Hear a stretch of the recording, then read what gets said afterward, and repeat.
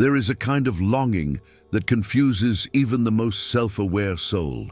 You think you're missing them, the person, the presence, the way they looked at you like they saw something no one else did. But if you listen closer, you'll find something stranger beneath the surface. You're not aching for the person, you're aching for the meaning they carried. The loop doesn't begin with the first kiss or the last message. It begins with the moment they became more than themselves in your eyes, when their face became a symbol, when their voice became myth, when their presence lit up something ancient inside you, and you whispered, "Finally." Carl Jung called this archetypal possession, a moment when your unconscious overlays a deep, universal meaning onto another human being. Suddenly they are no longer just a person. They are home. They are destiny. They are the divine disguised as intimacy. And in that moment, you lose the boundary between what is real and what is symbolic. You're not in love with them. You're in love with the part of you they awakened. But because the awakening was externalized, the hunger becomes endless. Gregg Braden's theory of heart-brain coherence helps us understand why. When someone resonates not just emotionally, but energetically, when they activate coherence between your nervous system, your emotional memory, and your symbolic history, they become a living echo of something your soul has always remembered. The body responds before the mind can explain. The heart opens not because of who they are, but because of what they represent. A lost part of you, a future self, a sacred home you haven't yet built. That's why the obsession doesn't feel like madness. It feels like meaning, like something unfinished, like a name you used to carry but forgot how to pronounce. So what if your obsession isn't dysfunction? What if it's not about rejection or unworthiness or failure? What if it's sacred? What if the symbol came not to torture you, but to call you home? Not to them, but to the part of your soul that still waits for its own return. There are certain people who arrive not just with timing, but with resonance, as if they touched something you didn't know was missing until they appeared. It feels like love, but what if it's not? What if what you're calling love is the psyche's attempt to return to a forgotten state of inner wholeness? The emotional hunger begins not with them, but with the loss they awakened. Not a romantic loss, but a symbolic one. The loss of the self you once were or never became. The loss of trust, of joy, of sacred innocence. And so they arrive and the heart stirs. But the longing isn't for connection, it's for return. Carl Jung wrote that the unconscious is always trying to complete the self. It does not seek partners, it seeks mirrors. When someone resembles a part of us that has been split off, lost, or silenced, the unconscious projects completion onto them. This is not romantic fantasy. It is archetypal memory. They become the lost twin of your soul, the one who might carry you back to the place before the fracture. And so you chase, not because you need their love, but because you believe they are the key to your inner reunion. But the trap is subtle. You mistake the lighthouse for the shore. You follow the glow believing it leads home, when in truth it only reveals how far you've drifted from your own center. And so the fantasy loops, not because of desire, but because of displacement. Because your inner child still wanders, looking for the arms that once felt like forever. But it was never them. It was the memory they carried, a reflection of your own forgotten wholeness, calling you back from exile. Until you recognize this, the longing continues, not because they are yours, but because you are still missing. Sometimes the soul doesn't fall for a person, it falls for a figure, a symbol, a silhouette shaped by need. The need isn't new. It's old, older than your first heartbreak, older than any adult memory. It comes from the first time your emotional world went unanswered, from the child who waited at the edge of silence, hoping someone would come. And when they did, years, decades later, the ache mistook them for fulfillment. They didn't just arrive, they appeared in mythic timing, the protector when you felt unsafe, the nurturer when you felt unseen, the rebel when you felt caged.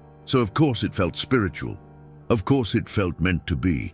But not everything that feels fated is healthy. Not everything that awakens us is meant to stay. Carl Jung observed that the unconscious stores unmet developmental needs as archetypes, idealized figures that the psyche projects onto others, especially in love. And when someone unconsciously matches that image, the father who never listened, the mother who never softened, the friend who never stayed, they become emotionally charged. Not because of who they are, but because of who they resemble. This is why it can feel like destiny, not because your souls were aligned, but because your wounds were.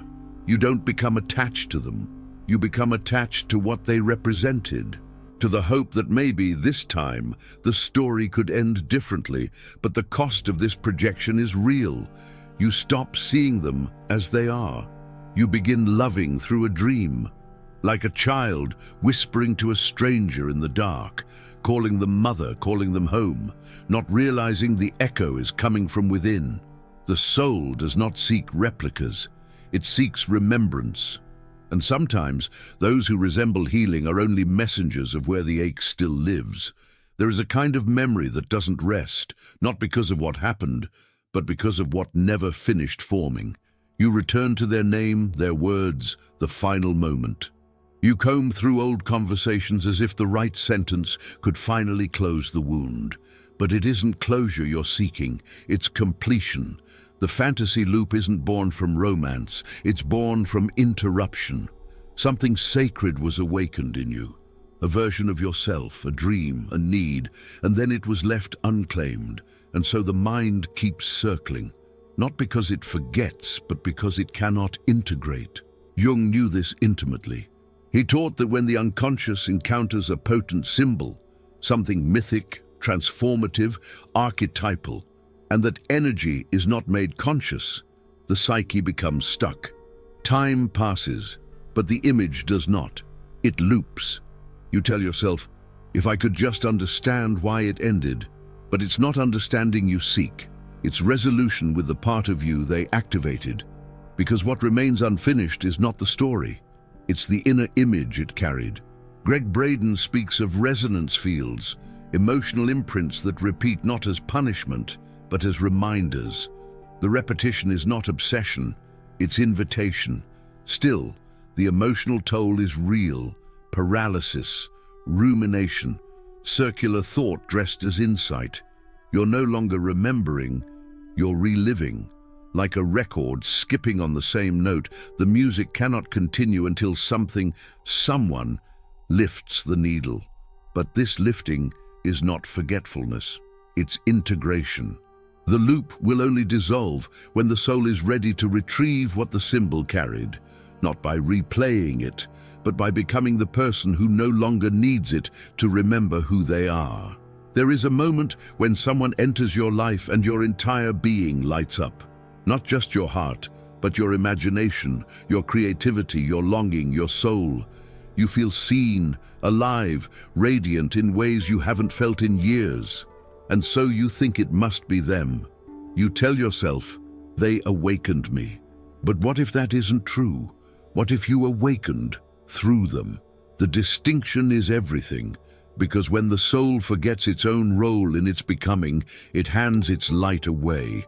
You believe they gave you something, but what they really did was mirror what was already waiting in you. The self you abandoned, the joy you buried, the aliveness you once silenced to survive. Carl Jung understood this transfer of light. He taught that projections are not lies, they are displaced truths. When someone reflects a forgotten aspect of the psyche, the unconscious responds as if it's been reunited with a missing piece. Gregg Braden offers a further lens. When the heart experiences resonance, it sends a wave of coherence through the body, activating dormant energies. This coherence feels like magic, but it doesn't come from the other. It comes from you, resonating with your own soul through their presence. But this awakening often leads to confusion, because the mind assumes, if they brought it out of me, I must need them to feel it again. And so you begin to chase the mirror. You confuse reflection with source. You fall in love, not with the person, but with the feeling of being returned to yourself. And yet slowly, that feeling fades. Not because they took it, but because it was never meant to live outside of you. Like believing the moon creates its own light, you forget that what illuminated you was always your own sun. This is not loss, this is invitation to return to the place within that never stopped glowing, only stopped being seen. There are times when life grows quiet in all the wrong places. Dreams delay themselves, joy dulls. The present feels like something to endure, not embody. And in that hollow space, a fantasy blooms, vivid, sacred, and strangely alive. Not just a distraction, but a refuge. Not just a person, but a parallel reality. The world around you may seem muted, but inside the symbol, the imagined future with them, everything is vibrant, meaningful, alive with possibility. You begin to whisper to yourself, maybe my soul is just waiting for the right person. But what if it isn't waiting for someone? What if it's waiting for you? The fantasy, in truth, is not betrayal. It is adaptation. It becomes a psychic sanctuary when the outer world no longer mirrors your inner potential. And the figure who holds that fantasy, the person who became its carrier, is often less significant than the inner life they represent. Carl Jung believed that the imagination is not illusion, but revelation. When the external world fails to reflect the self, the psyche compensates by projecting possibility onto another, not to deceive, but to survive. Gregg Braden speaks of the heart as an engine of potential, always seeking coherence between what is felt and what is lived. When coherence is lost in waking life, the soul creates it in vision, memory, or dream. And sometimes this coherence appears in the form of a person, a fantasy that seems to promise the life you haven't yet dared to build. But something sacred happens when we turn inward instead of outward. The realization begins. It was never about waiting for someone to make life vivid. It was about reclaiming the part of you that still knows how to live vividly. The fantasy was never just about love.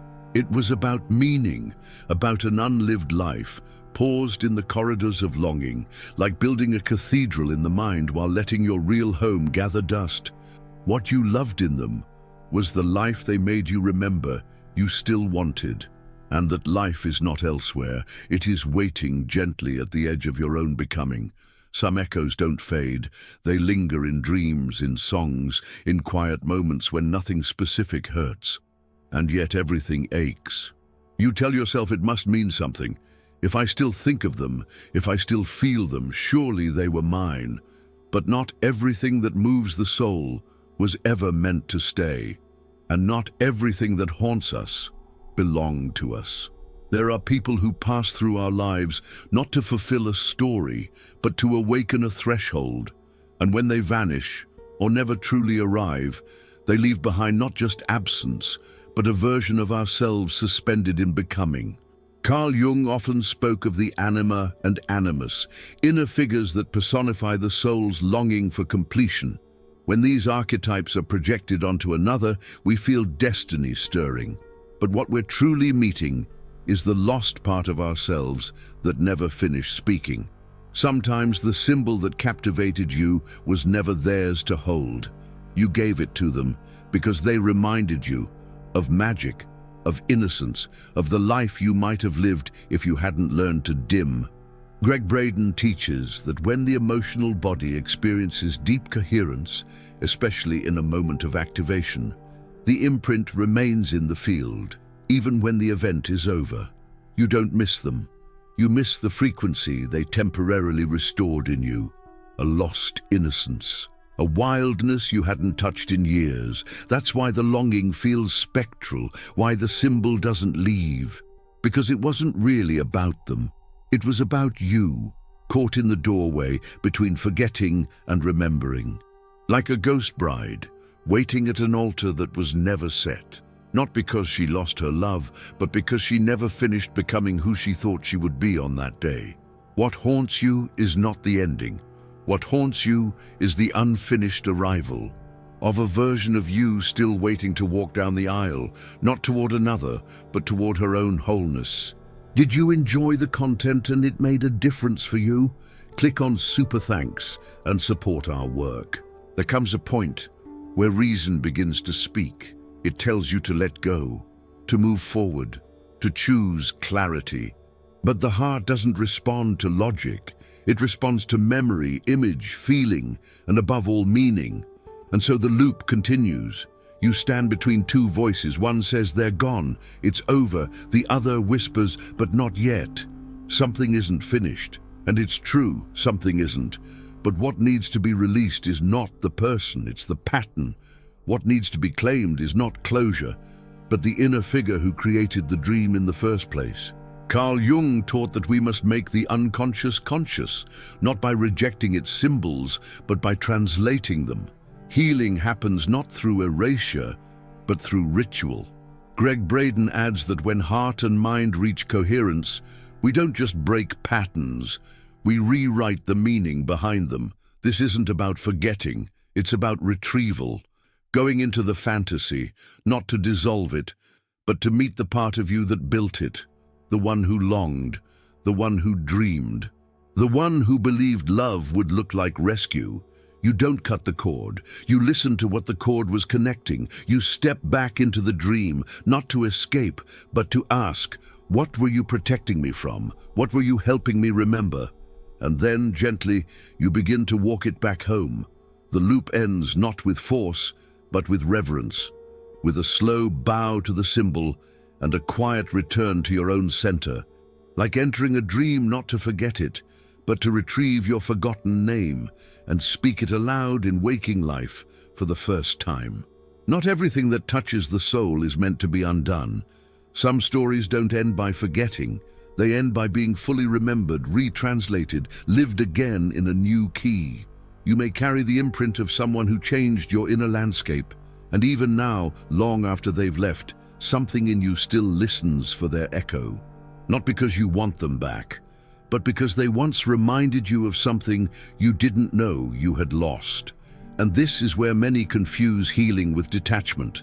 They believe to be whole means to erase, to delete, to silence every trace of what once was sacred. But the soul doesn't forget what awakened it. Carl Jung taught that symbols must be brought into consciousness, not destroyed. Their power lies in what they point toward, not in the person who carried them. Greg Braden echoes this through the language of coherence. When heart and mind align, we are not ruled by memory. We become the translators of it. We don't reject what touched us. We hold it differently. We give it new form. The image no longer owns us. We embody it. We let it shape the way we create, the way we listen, the way we choose, not as a trace of the past, but as a guide toward fuller presence. The healing is not in detachment, it is in reclamation. You don't need to unlove them. You need to become the person you saw reflected in their eyes, to make real what was only briefly glimpsed. Like a dream that was never meant to be forgotten, only translated so that its meaning could be lived awake. There is a quiet truth we often resist naming. It was never truly about them, not the way they smiled, not the way they left, not even the way they seemed to see through you. What kept circling was not their absence, but the meaning they carried. The unspoken image of a life you almost touched, the version of yourself they temporarily awakened. This is the ache of the fantasy loop, not the longing for another, but the longing for the forgotten self. Carl Jung once said, "The privilege of a lifetime is to become who you truly are." And becoming begins with retrieval, with remembering what the symbol meant, and then walking back into your life with that meaning in your own hands.